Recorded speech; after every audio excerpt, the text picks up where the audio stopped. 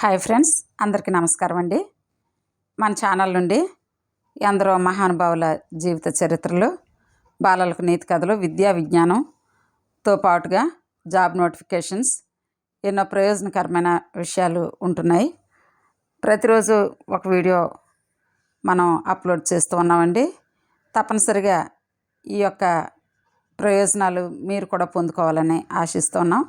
Please subscribe my channel. తప్పనిసరిగా ఇంకా ఒకవేళ మీరు మన ఛానల్ సబ్స్క్రైబ్ చేసుకోకపోతే తప్పనిసరిగా సబ్స్క్రైబ్ చేసుకోవాల్సిందిగా మనవి చేస్తూ ఉన్నాను. అదేవిధంగా ఈ వీడియోని చివరి వరకు చూసి ఒక లైక్ చేయండి. Thank you friends. మరి మనం ఇంకా ఈరోజు వీడియోలోకి వెళ్దాం. ఈరోజు వీడియో ఎవరిదో కాదు, ఒక మహనీయుడి జీవిత చరిత్ర. ఆయన ఎవరంటే భారతదేశపు 10వ ప్రధానమంత్రి మరియు భారతరత్న పురస్కార గ్రహీత అయినటువంటి అటల్ బిహారీ వాజ్పేయి గారిది. ఎందుకంటే ఈరోజు డిసెంబర్ 25వ తేదీన ఆయన జయంతి కాబట్టి, అనగా ఆయన జన్మించి ఇప్పటికీ ఈ రోజుకి 100 సంవత్సరాలు కంప్లీట్ అయ్యాయి.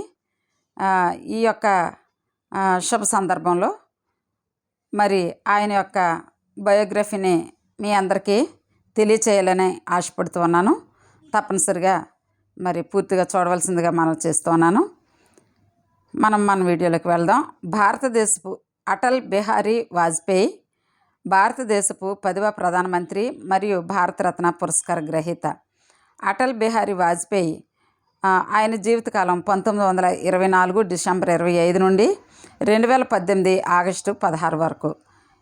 మధ్యప్రదేశ్లోని గ్వాలియర్లో జన్మించిన అటల్ బిహారీ వాజ్పేయి భారతీయ జనతా పార్టీ తరపున ప్రధానమంత్రి పదవిని పొందిన నాయకుడు. ఈయన బ్రహ్మచారి. ఇతను మొదటిసారిగా 2వ లోక్సభకు ఎన్నికయ్యారు. మధ్యలో 3వ 9వ లోక్సభలకు తప్పించి 14వ లోక్సభ ముగిసే వరకు పార్లమెంటుకు ప్రాతినిధ్యం వహించారు. ఆయన 2 సార్లు రాజ్యసభకు కూడా ఎన్నికయ్యారు. 1968 నుండి 1973 వరకు జనసంఘ్ పార్టీకి అధ్యక్షుడిగా పనిచేసి 1980 నుండి 1986 వరకు భారతీయ జనతా పార్టీకి వ్యవస్థాపక అధ్యక్షుడిగా పనిచేశారు. 1996లో తొలిసారిగా ప్రధానమంత్రి పదవీ యోగం లభించిన అది 13 రోజులకే పరిమితమైంది. 1998లో రెండో పర్యాయం ప్రధానమంత్రి పదవి పొంది 13 మాసాలు పాలించారు. 1999లో 13వ లోక్సభ ఎన్నికల అనంతరం మరోసారి ప్రధానమంత్రి పదవి చేపట్టి 2004 వరకు పదవిలో ఉన్నారు. అలుపెరుగని ఈ రాజకీయ నాయకుడికి 1994లో ఉత్తమ పార్లమెంటేరియన్ అవార్డు లభించింది. మొదటి కాంగ్రెసేతర ప్రభుత్వమైన మొరార్జీ దేశాయ్ మంత్రివర్గంలో విదేశీ వ్యవహారాల శాఖను నిర్వహించారు. అనారోగ్య కారణాల వల్ల క్రియాశీల రాజకీయాల నుండి తప్పుకున్నారు. ఆయన దేశానికి చేసిన విశేష సేవలకు గాను భారత ప్రభుత్వం మార్చి 12, 2015లో భారతరత్న పురస్కారాన్ని ప్రకటించింది. ఆయన పుట్టినరోజు అయిన డిసెంబర్ 25ను సుపరిపాలనా దినంగా భారత ప్రభుత్వం ప్రకటించింది. 2015 మార్చి 27న రాష్ట్రపతి ప్రణబ్ ముఖర్జీ వాజ్పేయికు దేశ అత్యున్నత పౌర పురస్కారం భారతరత్నను ప్రదానం చేశారు. అనారోగ్యంతో పూర్తిగా మంచంపై ఉన్న వాజ్పేయికి భారతరత్న ప్రదానం చేయడానికి స్వయంగా రాష్ట్రపతి వాజ్పేయి నివాసానికి తరలి వెళ్ళారు. మరి మన 10వ ప్రధానమంత్రి అయినటువంటి భారతదేశ 10వ ప్రధానమంత్రి మరియు భారతరత్న పురస్కార గ్రహీత అయినటువంటి అటల్ బిహారీ వాజ్పేయి గారి బయోడేటా ఒకసారి చూద్దామండి. ఆయన జననం 1924 డిసెంబర్ 25 బటేశ్వర్, ఆగ్రా జిల్లా, ఉత్తరప్రదేశ్, బ్రిటిష్ ఇండియా. మరణం 2018 ఆగస్టు 16. అప్పటికి ఆయన వయసు 93 సంవత్సరాలు. మరణించిన నాటికి ఆయన వయసు 93 సంవత్సరాలు. మరణించిన ప్రదేశం ఢిల్లీ. రాజకీయ పార్టీ భారతీయ జనతా పార్టీ. వృత్తి రాజకీయ నాయకుడు మరియు కవి. మతం హిందూ మతం. మరి ఇంకా ఆయన ప్రారంభ జీవితం, విద్య గురించి తెలుసుకుందాం. అటల్ బిహారీ వాజ్పేయి డిసెంబర్ 25, 1924న గ్వాలియర్లోని ఒక మధ్యతరగతి బ్రాహ్మణ కుటుంబంలో జన్మించారు. ఆయన తల్లిదండ్రులు కృష్ణాదేవి, కృష్ణ బిహారీ వాజ్పేయి. ఆయన తాత పండిట్ శ్యామ్లాల్ వాజ్పేయి. వారి పూర్వీకుల నివాస ప్రాంతమైన ఉత్తరప్రదేశ్లోని బటేశ్వర్ నుండి గ్వాలియర్లోని మొరీనాకు వలస వెళ్ళారు. ఆయన తండ్రి కృష్ణ బిహారీ వాజ్పేయి గ్వాలియర్ ప్రాంతంలో ఒక ఉపాధ్యాయుడు, కవి. వాజ్పేయి గ్వాలియర్లోని సరస్వతి శిశు మందిర్లో విద్యాభ్యాసం చేశారు. గ్వాలియర్ విక్టోరియా కళాశాల అనగా ప్రస్తుతం లక్ష్మీబాయి కళాశాలలో చేరి హిందీ, ఆంగ్లము, సంస్కృతంలో అత్యంత ప్రతిభావంతునిగా పట్టభద్రుడైనారు. కాన్పూర్లోని దయానంద ఆంగ్లో వైదిక కళాశాల నుండి రాజనీతి శాస్త్రంలో ఎంఏ పట్టాను పొందారు. ఎంఏ డిగ్రీని ప్రథమ శ్రేణిలో ఉత్తీర్ణులైనారు. వాజ్పేయి గ్వాలియర్లో ఆర్య సమాజపు యువ విభాగమైన ఆర్యకుమార్ సభతో తన సామాజిక కార్యశీలతను ప్రారంభించి 1944లో ఆ విభాగానికి ప్రధాన కార్యదర్శి అయ్యారు. ఆయన 1939లో రాష్ట్రీయ స్వయం సేవక్ సంఘ్ అనగా ఆర్ఎస్ఎస్లో చేరారు. బాబా ఆమ్టే ప్రభావంతో ఆయన 1940-44లలో అధికార శిక్షణా కేంద్రానికి హాజరైనారు. ఆయన 1947లో పూర్తి స్థాయి సేవకుడు అనగా ఆర్ఎస్ఎస్ ప్రచారక్ అయ్యారు. ఆయన దేశ విభజన తరువాత జరిగిన అల్లర్ల వల్ల న్యాయశాస్త్ర విద్యాభ్యాసాన్ని మధ్యలోనే ఆపేశారు. రాష్ట్రీయ స్వయం సేవక్ సంఘ్ విస్తారక్గా ఉత్తరప్రదేశ్ వెళ్ళిన వాజ్పేయి అక్కడ దీన్ దయాళ్ ఉపాధ్యాయ నడుపుతున్న రాష్ట్ర ధర్మ హిందీ మాసపత్రిక, పాంచజన్య హిందీ వారపత్రిక పత్రికలలోనూ, స్వదేశ్, వీర్ అర్జున్ వంటి దినపత్రికలలోనూ పనిచేయటం ప్రారంభించారు. వాజ్పేయి జీవితాంతం బ్రహ్మచారిగా జీవించారు. ఇంకా ఆయన ప్రారంభ రాజకీయ జీవితం గురించి తెలుసుకుందాం. 1942 ఆగస్టులో క్విట్ ఇండియా ఉద్యమ సమయంలో ఆయన తన అన్న ప్రేమ్తో కలిసి 23 రోజుల పాటు అరెస్ట్ అయిన సందర్భంలో వాజ్పేయికి తొలిసారిగా రాజకీయాలతో పరిచయం ఏర్పడింది.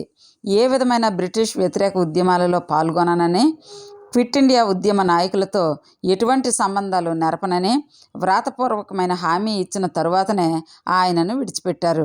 1951లో క్రొత్తగా ఏర్పడిన భారతీయ జనసంఘ్ అనే హిందూ దక్షిణపక్ష రాజకీయ పార్టీలో పనిచేయడానికి దీన్ దయాళ్ ఉపాధ్యాయతో పాటు వాజ్పేయిని ఆర్ఎస్ఎస్ నియమించింది. ఇది ఆర్ఎస్ఎస్తో కలిసి పనిచేస్తున్న రాజకీయ పార్టీ. ఆయన ఢిల్లీ కేంద్రంగా పనిచేస్తున్న పార్టీ ఉత్తర విభాగానికి జాతీయ కార్యదర్శిగా బాధ్యతలు స్వీకరించారు. అనతికాలంలోనే జనసంఘ్ నాయకుడు శ్యామ్ ప్రసాద్ ముఖర్జీ అనుయాయిగా, సహాయకునిగా మారారు. 1954లో కాశ్మీర్లో కాశ్మీరేతర భారతీయ సందర్శకులను చిన్నచూపు చూస్తున్నారన్న విషయమై నిరసన ప్రకటిస్తూ ముఖర్జీ ఆమరణ నిరాహార దీక్ష ప్రారంభించినప్పుడు వాజ్పేయి ఆయన వెంట ఉన్నారు. ముఖర్జీ ఈ నిరాహార దీక్ష సమయంలోనే కాశ్మీర్ జైలులో మరణించారు. 1957లో వాజ్పేయి బలరాంపూర్ నియోజకవర్గం నుండి లోక్సభకు ఎన్నికయ్యారు. ఆయన వాగ్దాటి మూలంగా అప్పటి ప్రధాని జవహర్లాల్ నెహ్రూ ఏదో ఒకరోజు వాజ్పేయి దేశ ప్రధాని అవుతాడని ఊహించారు. ఆయనకు గల వాగ్దాటి, సంస్థాగతమైన నైపుణ్యాల కారణంగా జనసంఘ్లో ముఖ్య నేతగా ఎదిగారు. దీన్ దయాళ్ ఉపాధ్యాయ మరణానంతరం జనసంఘ్ మొత్తం బాధ్యత యువ వాజ్పేయిపై పడింది. 1968లో జనసంఘ్ జాతీయ అధ్యక్షునిగా ఎదిగాడు. నానాజీ దేశ్ముఖ్, బాలరాజ్ మధోక్, లాల్ కృష్ణ అద్వానీలతో కలిసి జనసంఘ్ను జాతీయ స్థాయి ప్రాముఖ్యతను సంతరించుకునే దిశగా నడిపించారు. ఇంకా ఆయన రాజకీయ జీవితం చూద్దాం.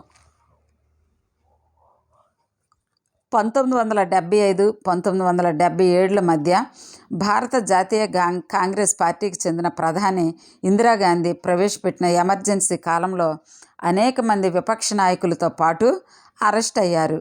1977లో సంఘ సంస్కర్త జయప్రకాష్ నారాయణ్ కాంగ్రెస్ పార్టీకి వ్యతిరేకంగా సంఘటితమై పోరాడడానికి అన్ని ప్రతిపక్ష రాజకీయ పార్టీలకు ఇచ్చిన పిలుపు మేరకు వాజ్పేయి జనసంఘ్ను క్రొత్తగా ఏర్పడిన సంకీర్ణ కూటమి జనతా పార్టీలో విలీనం చేశారు. 1977 సార్వత్రిక ఎన్నికలలో న్యూఢిల్లీ నుండి జనతా పార్టీ విజయం తరువాత ఆయన మొరార్జీ దేశాయ్ మంత్రివర్గంలో విదేశీ వ్యవహారాల శాఖ మంత్రిగా పనిచేశారు. విదేశీ వ్యవహారాల మంత్రిగా ఆయన ఐక్యరాజ్య సమితి యొక్క సర్వప్రతినిధి సభలో హిందీలో ప్రసంగించిన మొట్టమొదటి వ్యక్తిగా నిలిచారు. 1979లో జనతా ప్రభుత్వం కూలిపోయే నాటికి వాజ్పేయి స్వతంత్రంగా గౌరవప్రదమైన రాజకీయవేత్తగా అనుభవజ్ఞుడైన నాయకునిగా ఎదిగారు. 1979లో మొరార్జీ దేశాయ్ ప్రధానమంత్రిగా రాజీనామా చేసిన కొద్ది రోజులకే జనతా పార్టీ కూడా విచ్ఛిన్నమైపోయింది. జనసంఘ నాయకులు జనతా పార్టీని సంఘటితంగా ఉంచడానికి ప్రయత్నించిన జనతా పార్టీలోని వర్గాల మధ్య అంతర్గత విభేదాల వల్ల విసిగిపోయి సంకీర్ణంలో నుండి బయటకు వచ్చింది. వాజ్పేయి జనసంఘ్, రాష్ట్రీయ స్వయం సేవక్ సంఘాల నుండి వచ్చిన తన సహచరులను, ముఖ్యంగా దీర్ఘకాల స్నేహితులైన ఎల్కే అద్వానీ, భైరాన్ సింగ్ షెకావత్లను కలుపుకొని 1980లో భారతీయ జనతా పార్టీని ఏర్పరిచి మొట్టమొదటి అధ్యక్షునిగా పనిచేశారు. జనతా ప్రభుత్వం తర్వాత వచ్చిన ఇందిరా కాంగ్రెస్ ప్రభుత్వానికి బలమైన విమర్శకునిగా అవతరించారు. భారతీయ జనతా పార్టీ పంజాబ్ రాష్ట్రంలో పెరిగిపోతున్న వేర్పాటువాద తీవ్రవాదాన్ని వ్యతిరేకించిన ఆ పరిస్థితికి అప్పటి ప్రధాని ఇందిరాగాంధీ యొక్క విభజన, అవినీతి రాజకీయాలు జాతీయ సమైక్యత, సమగ్రతలకు ఫణంగా పెట్టి తీవ్రవాదాన్ని ప్రోత్సహించాయి అని ఆరోపించింది. Bharatiya Janata party operation blue స్టార్ను వ్యతిరేకించింది. 1984లో ఇద్దరు సిక్కు అంగరక్షకులచే ఇందిరాగాంధీ హత్యకు గురైన తదుపరి ఢిల్లీలో సిక్కులపై జరిగిన దాడులను తీవ్రంగా ఖండించింది. 1984 ఎన్నికలలో బీజేపీ లోక్సభలో 2 సీట్లను మాత్రమే పొందింది. ఆ కాలంలో వాజ్పేయి బీజేపీ అధ్యక్షునిగా, విపక్ష నాయకునిగా కొనసాగారు. అయోధ్యలో రామ మందిర నిర్మాణం కోసం విశ్వ హిందూ పరిషత్, ఆర్ఎస్ఎస్ కార్యకర్తలు కలిసి చేపట్టిన రామ జన్మభూమి మందిర ఉద్యమానికి భారతీయ జనతా పార్టీ రాజకీయ గళాన్నిచ్చింది. 1995 మార్చిలో గుజరాత్, మహారాష్ట్రలలో జరిగిన శాసనసభ ఎన్నికలలో విజయం సాధించింది.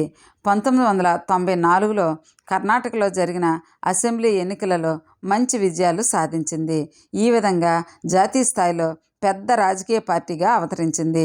1995లో నవంబర్లో ముంబైలో జరిగిన బీజేపీ సమావేశంలో బీజేపీ అధ్యక్షుడైన లాల్ కృష్ణ అద్వానీ వాజ్పేయిని ప్రధానమంత్రి అభ్యర్థిగా ప్రకటించారు. 1996 మే నెలలో జరిగిన పార్లమెంట్ ఎన్నికలలో బీజేపీ విజయం సాధించింది. ఇప్పుడు భారత ప్రధానమంత్రిగా మరి ఆయన 1996 నుంచి 2004 మధ్యకాలంలో ఏ విధంగా పనిచేశారన్నది ఒకసారి మనం చూద్దాం. మరి వాజ్పేయి గారు భారత ప్రధాన మంత్రిగా వాజ్పేయి 1996 నుండి 2004ల మధ్య 3 పర్యాయాలు ప్రధానమంత్రిగా బాధ్యతలు నిర్వహించారు. అది తొలి పర్యాయం మే 1996లో. సానుకూల జాతీయవాద భావజాలపు ప్రభావంతో భారతీయ జనతా పార్టీ 1995లో బలమైన పార్టీగా అవతరించింది. 1996 సార్వత్రిక ఎన్నికలలో లోక్సభలో అత్యధిక స్థానాలు గెలుచుకున్న పార్టీగా బీజేపీ అవతరించింది. ఆనాటి రాష్ట్రపతి శంకర్ దయాళ్ శర్మ వాజ్పేయిని ప్రభుత్వం ఏర్పాటు చేసేందుకు ఆహ్వానించారు. వాజ్పేయి భారత 10వ ప్రధానమంత్రి అయ్యారు. కానీ బీజేపీ ఇతర పార్టీల మద్దతును కూడగట్టుకోవడంలో విఫలమై వాజ్పేయి ప్రభుత్వం సభలో ఆధిక్యతను నిరూపించుకోలేకపోయింది. పార్లమెంట్లో మెజార్టీ పొందలేమని స్పష్టమైన వెంటనే 13 రోజుల అనంతరం వాజ్పేయి తన పదవికి రాజీనామా చేశారు. ఇక రెండవ పర్యాయం 1998 నుండి 1999 మధ్యకాలంలో ఆయన పనిచేశారు ప్రధానమంత్రిగా. అది చూద్దాం.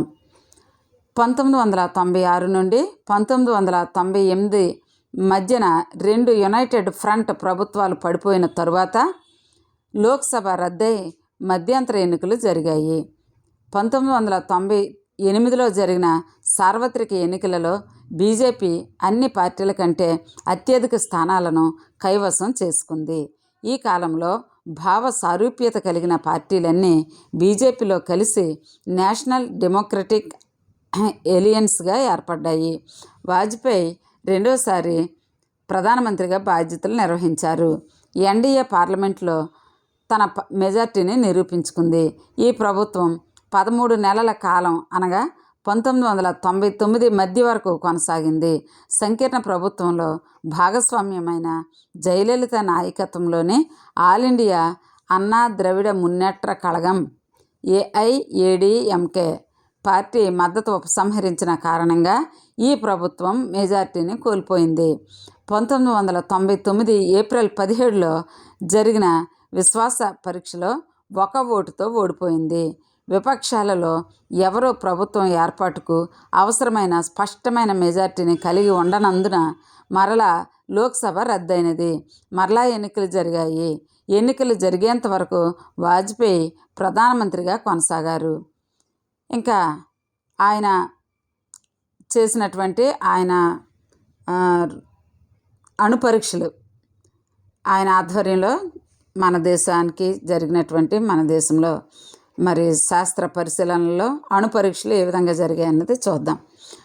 1974లో తొలిసారిగా పోఖ్రాన్-1 అణు పరీక్ష జరిపిన భారతదేశం మళ్ళీ 24 సంవత్సరాల తరువాత 1998 మే నెలలో భారతదేశం రాజస్థాన్లోని పోఖ్రాన్ ఎడారిలో 5 భూగర్భ అణు పరీక్షలను నిర్వహించింది. ఈ పరీక్షలను పోఖ్రాన్-2గా వ్యవహరిస్తారు. వాజ్పేయి ప్రభుత్వం ఏర్పడిన నెల రోజుల్లోనే ఈ పరీక్షలు జరిగినవి. 2 వారాల అనంతరం పాకిస్తాన్ తన సొంత అణు పరీక్షలతో స్పందించింది.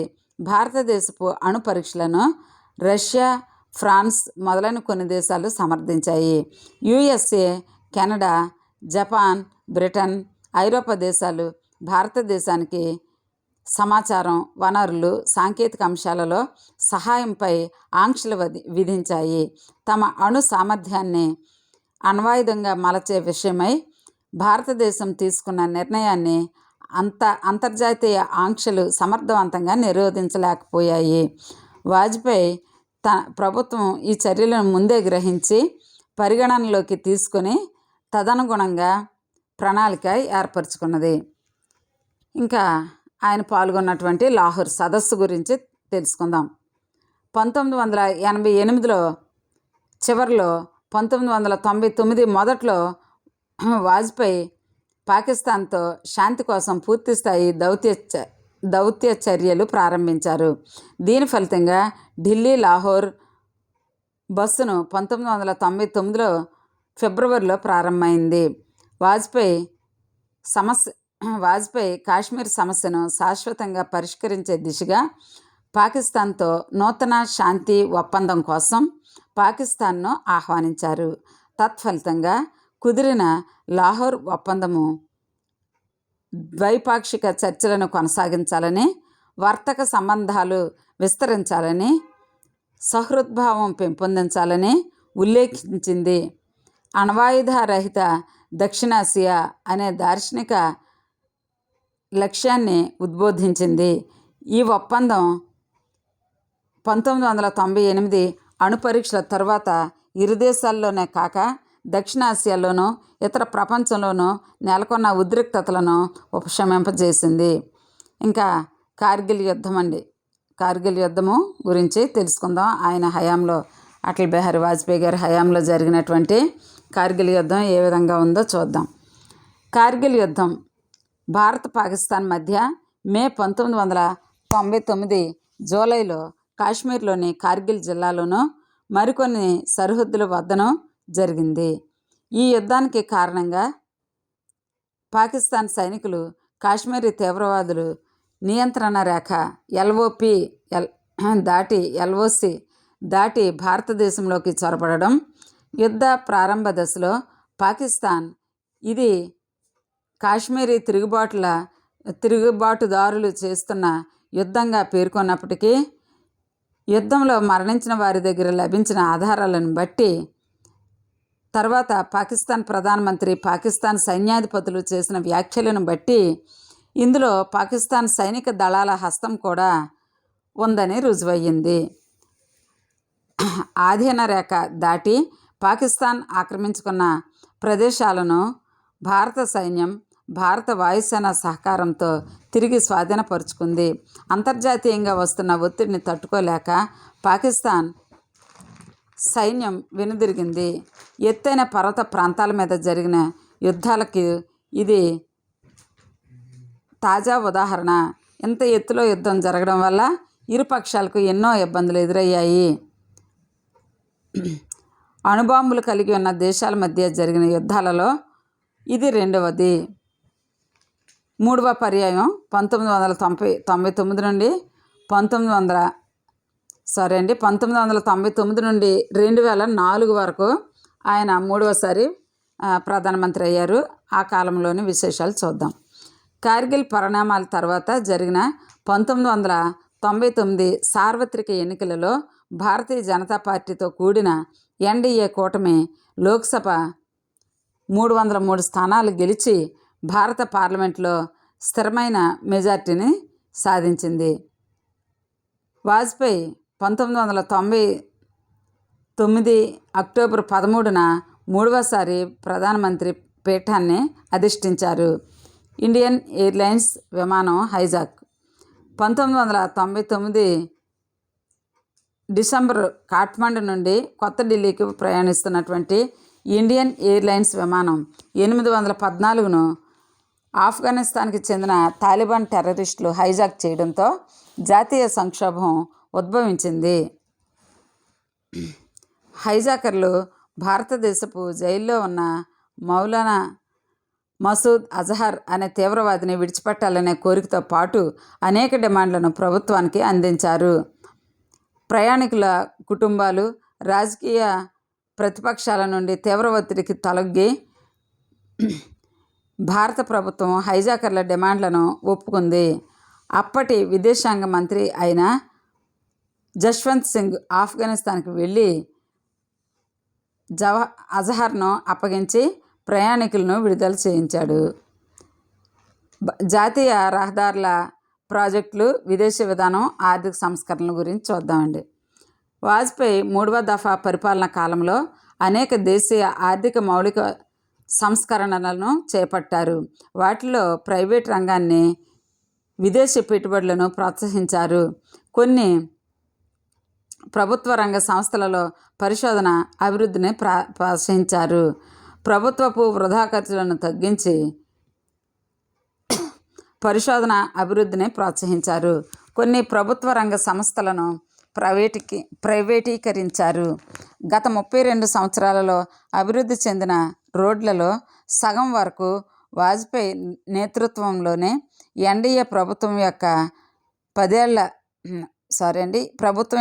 5 ఏళ్ల పాలనలో అభివృద్ధి చెందినవే అని UPA ప్రభుత్వం 2013 జూలై 1న సుప్రీంకోర్టు ఎదుట అంగీకరించింది. నేషనల్ హైవే డెవలప్మెంట్ ప్రాజెక్ట్, ప్రధానమంత్రి గ్రామ సడక్ యోజన వాజ్పేయి అభిమాన ప్రాజెక్టులు. 2000 మార్చిలో అప్పటికే అమెరికా అధ్యక్షుడు బిల్ క్లింటన్ అధికారిక పర్యటనపై భారతదేశాన్ని సందర్శించారు.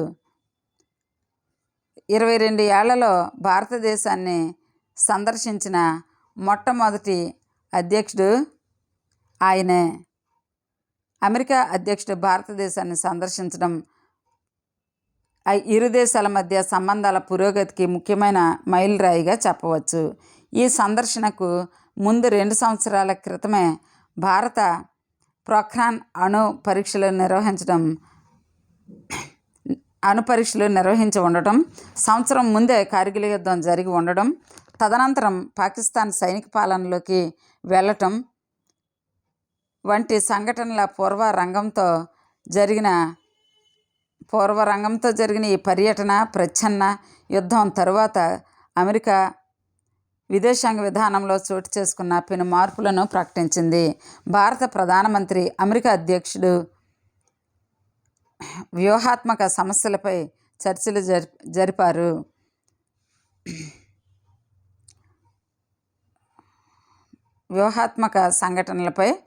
సమస్యలపై చర్చలు జరిపారు. కానీ ఈ చర్చల ప్రధాన ఫలితంగా ద్వైపాక్షిక వాణిజ్య, ఆర్థిక సంబంధాలు గణనీయంగా విస్తరించాయి.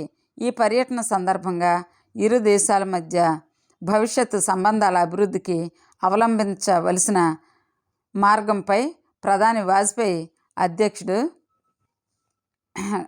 క్లింటన్ చారిత్రక విజన్ డాక్యుమెంట్పై సంతకం చేశారు. దేశాంగ విధానంలో హిందుత్వ అజెండాను చేపట్టాలనే విషయమై బీజేపీ ప్రభుత్వం దాని సైద్ధాంతిక గురువైన ఆర్ఎస్ఎస్, హిందూ అతివాద సంస్థ అయిన విశ్వ హిందూ పరిషత్ నుండి తీవ్ర ఒత్తిడిని ఎదుర్కొన్నది. కానీ ప్రభుత్వం భాగస్వామ్య పక్షాల మద్దతుతో కొనసాగుతున్నందున అయోధ్యలో రామ మందిరం నిర్మాణం చేపట్టడం, కాశ్మీర్ స్వయం ప్రతిపత్తిని కల్పిస్తున్న ఆర్టికల్ 370 రద్దు చేయటం, అన్ని మతాలకు సమంగా వర్తించేటట్లు ఉమ్మడి సివిల్ కోడ్ అమలుపరచడం వంటి అంశాలను తీసుకురావడానికి కష్టతరమైనది. 2000 జనవరి 17న వాజ్పేయి పరిపాలనపై అసంతృప్తితో బీజేపీలోని కొంతమంది అతివాద నాయకులు, ఆర్ఎస్ఎస్లోని నాయకులు జనసంఘను పునఃప్రారంభించాలని నిర్ణయించారని నివేదికలు వెలువడ్డాయి. పూర్వపు జనసంఘ్ అధ్యక్షుడైన బాలరాజ్ మథోక్ ఆర్ఎస్ఎస్ అధ్యక్షుడైన రాజేంద్ర సింగ్కు మద్దతు ఇవ్వాల్సినదిగా లేఖ రాశారు. బీజేపీ జాతీయ విద్యా విధానాన్ని, పాఠ్యాంశాలను కాషాయీకరిస్తుందన్న ఆరోపణలు ఎదుర్కొన్నది. అప్పటికే హోం మంత్రి ఎల్కే అద్వానీ, మానవ వనరుల మంత్రి మురళీ మనోహర్ జోషిలపై 1992లో జరిగిన బాబ్రీ మసీద్ కేసులో తమ ప్రసంగాలతో మూకలను రెచ్చగొట్టి కూల్చివేతకు కారణమయ్యారనే నేరాన్ని మోపారు. మసీద్ కూల్చివేతకు ముందు రోజు వాజ్పేయి చేసిన వివాదాస్పద ప్రసంగం వాజ్పేయిని కూడా తీవ్ర ప్రజా విమర్శకు గురిచేసింది.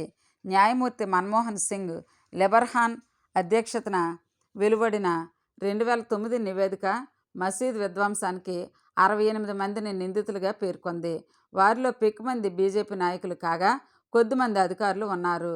నివేదికలో పేర్కొన్న వారిలో మాజీ ప్రధానమంత్రి ఏబీ వాజ్పేయి అనగా అటల్ బిహారీ వాజ్పేయి, 2009 నాటి భారతీయ జనతా పార్టీ పార్లమెంట్ నాయకుడు ఎల్కే అద్వానీ ఉన్నారు.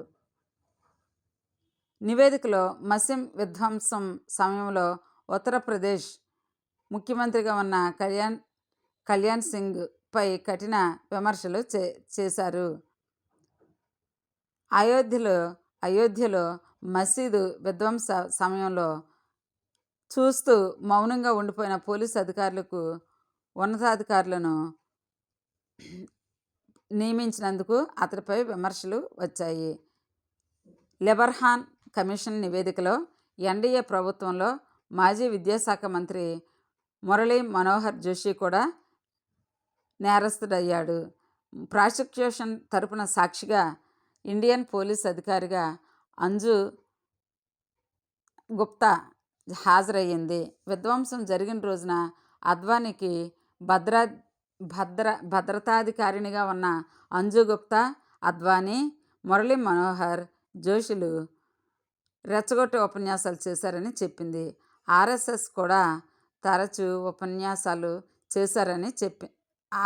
కూడా తరచూ భారతీయ జనతా పార్టీ ప్రభుత్వాన్ని, స్వదేశీ వస్తువులను, పరిశ్రమలను ఫణంగా పెట్టి విదేశీ వస్తువులను విదేశీ పోటీని పెంపొందించే పెట్టుబడిదారీ వ్యవస్థ స్వేచ్ఛ విపణి విధానాలను అవలంబిస్తున్నదని విమర్శించేది. వాజ్పేయి ప్రభుత్వం చేపట్టిన ప్రభుత్వ ఆధీనంలో ఉన్న కంపెనీల ప్రైవేటీకరణ వలన అనేక కార్మిక సంఘాలు, ప్రభుత్వ ఉద్యోగులు కోపానికి గురైంది. భారతీయ ఆర్థిక రంగాన్ని సమూలంగా పరివర్తనం చేసి విస్తరించే దిశగా వాజ్పేయి వ్యాపార రంగానికి మద్దతునిస్తూ స్వేచ్ఛా విపణి సంస్కరణలను ప్రోత్సహించారు. గత ప్రధాని పివి నరసింహారావు ప్రారంభించిన ఈ సంస్కరణలు 1996లో అస్థిర ప్రభుత్వాలు పాలనలో ఉండటం వలన 1997లో సంభవించిన ఆసియా ఆర్థిక సంక్షోభం వలన నిలిచిపోయాయి. పోటీతత్వం పెంపొందించడం, సమాచార సాంకేతికత, ఇతర సాంకేతిక పరిశ్రమలకు అదనపు పెట్టుబడి, మద్దతు సమకూర్చడం, మౌలిక సదుపాయాలను మెరుగుపరచడం, వర్తక పెట్టుబడులు, వాణిజ్య చట్టాలపై నియంత్రణ సడలించడం వంటి చర్యలన్నీ విదేశీ పెట్టుబడులు జరిగేందుకు దోహదం చేసి ఆర్థిక రంగ విస్తరణకు శ్రీకారం చుట్టాయి. ఇంకా 2 సంవత్సరాల పాటు సంస్కరణ కాలం ప్రభుత్వంలో అంతర్గత కలహాలతో పాటు ప్రభుత్వం యొక్క దిశపై అయోమయంతో కూడుకొని ఉంది. ఆ కాలంలో క్షీణిస్తున్న వాజ్పేయి ఆరోగ్యం కూడా ప్రజాశక్తిని చూరగొన్నది. తన కాళ్లపై పడుతున్న ఒత్తిడికి ఉపశమనం కల్పించేందుకు వాజ్పేయి ముంబైలోని బ్రీచ్ క్యాండీ ఆసుపత్రిలో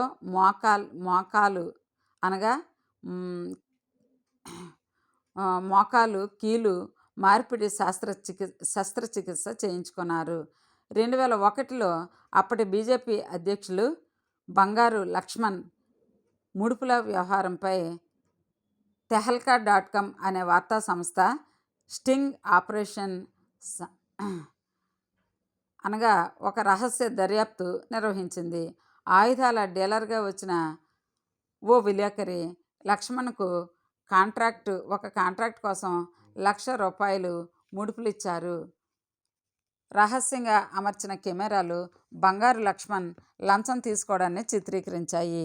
నకిలీ రక్షణ ఒప్పందం కుదుర్చుకునేందుకు నకిలీ అయిన డీలర్లతో లాలూచీ పడి బంగారు లక్ష్మణ్ లంచం తీసుకుంటున్నట్లు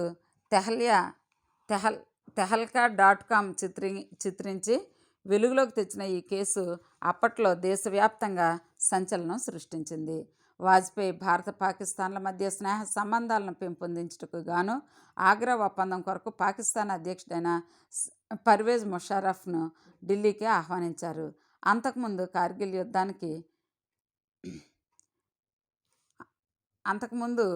కార్గిల్ యుద్ధానికి ప్రణాళిక రచించిన వ్యక్తిని ఆహ్వానించడం, పాకిస్తాన్ మధ్య స్నేహ సంబంధాలను పెంపొందించుటకు గాను ఆగ్రా ఒప్పందం కొరకు పాకిస్తాన్ అధ్యక్షుడు అయిన పర్వేజ్ ముషర్రఫ్ను ఢిల్లీకి ఆహ్వానించారు. అంతకుముందు కార్గిల్ యుద్ధానికి ప్రణాళిక రచించిన వ్యక్తిని ఆహ్వానించడం, పాకిస్తాన్తో ప్రతిష్టంభనను తొలగించడానికి వాజ్పేయి చేసిన రెండవ ప్రధాన ప్రయత్నంగా చెప్పుకోవచ్చు. ఆహ్వానాన్ని అంగీకరించి ముషర్రఫ్ ఢిల్లీకి వచ్చారు. 3 రోజుల పాటు సాగిన ఈ పర్యటనలో ముషర్రఫ్ ఢిల్లీలోని తన స్థానాన్ని కూడా సందర్శించారు. అయితే ముషర్రఫ్ కాశ్మీర్ సమస్యను ప్రక్కన పెట్టి ఇతర అంశాలను చర్చించడానికి నిరాకరించడంతో ఆగ్రా సమావేశం విఫలమైంది. 2001లో వాజ్పేయి ప్రభుత్వం ప్రాథమిక, మాధ్యమిక విద్యాభివృద్ధి లక్ష్యంగా సర్వశిక్ష అభియాన్ అనే ప్రసిద్ధ కార్యక్రమాన్ని ప్రారంభించింది. 2001లో పార్లమెంటు దాడి. 2001 డిసెంబర్ 13న సాయుధ ఇస్లామిక్ తీవ్రవాదుల భారత పార్లమెంటుపై దాడి చేశారు. భద్రతా దళాలు వీరిని సమర్థవంతంగా ఎదుర్కొని దాడిలో పాల్గొన్న మొత్తం 5 తీవ్రవాదుల్ని హతమార్చారు. ఇంకా 2002 గుజరాత్ హింసాకాండ గురించి తెలుసుకుందామండి. 2002లో గుజరాత్ రాష్ట్రంలో హిందూ ముస్లింల మధ్య హింసాకాండ జరిగింది. దీని ఫలితంగా 1000 మంది ప్రజలు మరణించారు. వాజ్పేయి అధికారికంగా ఈ హింసాకాండను ఖండించారు. తరువాత వాజ్పేయి ముస్లింలు అధికంగా ఉన్న చోట వారు శాంతియుతంగా ఉండడానికి ఇష్టపడరు అని వివాదాస్పద వ్యాఖ్యలు చేశారు. ఈ వ్యాఖ్యలు సందర్భానుసారంగా తీసుకోవాలని ప్రధానమంత్రి కార్యాలయం వివరణ ఇచ్చింది. వాజ్పేయి హింసాత్మక చర్యలను ఆపలేకపోయారనే విమర్శలను ఎదుర్కొన్నారు. ఆ తర్వాత జరిగిన తప్పులను ఒప్పుకున్నారు. అప్పటి రాష్ట్రపతి అయిన కేఆర్ నారాయణన్ కూడా వాజ్పేయి ప్రభుత్వం హింసాత్మక చర్యలను అదుపు చేయడంలో విఫలమైందని విమర్శించారు. ఇంకా 2004 సార్వత్రిక ఎన్నికలు. 2004 సార్వత్రిక ఎన్నికలలో ఎన్డీఏ తన ఆధిక్యత నిలుపుకుంటుందని భావించారు. అంతకుముందు బీజేపీ రాజస్థాన్, మధ్యప్రదేశ్, ఛత్తీస్గఢ్ రాష్ట్రాల శాసనసభల ఎన్నికల్లో సాధించిన విజయాలతో ప్రజాభిప్రాయం భారతీయ జనతా పార్టీకి మద్దతుగా ఉందనే ఉద్దేశంతో దానిని సద్వినియోగం చేసుకునే దిశగా ప్రభుత్వం 13వ లోక్సభను 5 సంవత్సరాల కాలపరిమితి పూర్తి కాకుండానే రద్దు చేసి ఎన్నికలు నిర్వహించింది. ఇండియా షైనింగ్ అనే నినాదాన్ని బాగా ఉపయోగించుకోవాలని తలంచి భారతీయ జనతా పార్టీ తమ ప్రభుత్వ హయాంలో జరిగిన ఆర్థిక అభివృద్ధిని దాటుతూ అనేక ప్రకటనలు విడుదల చేసింది. అయితే ఆ ఎన్నికలలో ఎన్డీఏ భాగస్వామ్య పక్షాలు దాదాపు సగం దాకా సీట్లను కోల్పోయాయి. సోనియా గాంధీ నేతృత్వంలోని భారత జాతీయ కాంగ్రెస్ అత్యధిక స్థానాలను పొందింది. కాంగ్రెస్ దాని భాగస్వామ్య పక్షాలతో కలిసి యూపీఏ కూటమి ఏర్పాటు చేసింది. డాక్టర్ మన్మోహన్ సింగ్ ప్రధానమంత్రి పదవిని అధిష్ఠించారు. వాజ్పేయి తన పదవికి రాజీనామా చేస్తూ క్రొత్త ప్రభుత్వానికి సంపూర్ణ సహకారాన్ని అందిస్తానని ప్రకటించారు.